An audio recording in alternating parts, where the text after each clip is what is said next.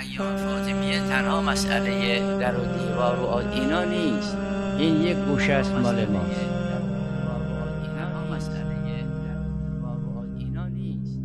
قرآن در 3 حوزه پیام دارد، در 3 حوزه حکم دارد، در حوزه ملی و محلی که مربوط با ما خود مسلمین است، در حوزه منطقی که مال ما و سایر موحدان است، مسیحی ها، کلیمی ها، سایر موحدان. در حوزه بین المللی ما و انسان های دیگر اعم از ملحد و مشرک، فهو نظیرا للبشر، این حقوق بشر است. و اگر میگیم این 14 نفر قرآن متحرکن، یعنی تمام حقیقت قرآن اینا دارن دیگر.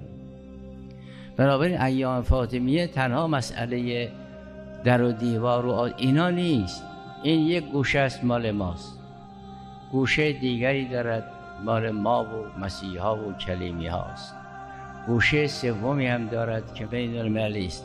ما در تعبیرات عرفیمون 3 عبارت داریم، میگیم مردان، زنان، مردم.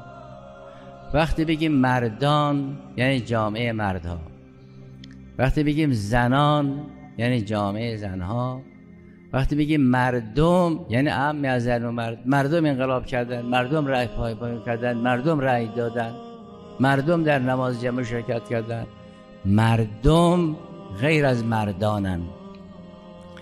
قرآن کریم وقتی میخواد آسیه را معرفی کند، مریم سلام الله علیها را معرفی میکند، نمیگوید اینها نمونه زنان خوبند، میگن اینها نمونه مردم خوبند.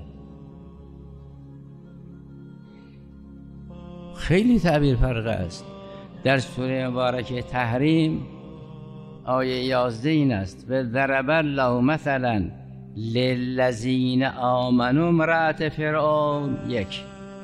آیه 12: و مریم ابنت عمران التي احسنت. 2.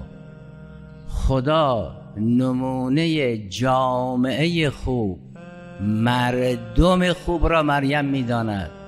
آسیه نمونه جامعه خوب است.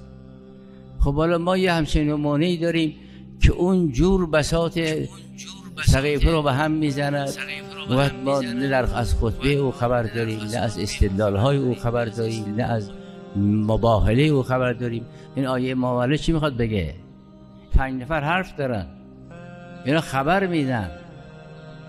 انسانی که خبر میدهد یا صادق است یا کاذب. ثم نبتل فنجعل لعنت الله علی الکاذبین. یا ما کاذبیم 5 نفر یا شما کاذبین. اصلا شما حرف داریم، نه اینکه فقط پیغمبر حرف داشته باشد اینا تماشاچی باشد.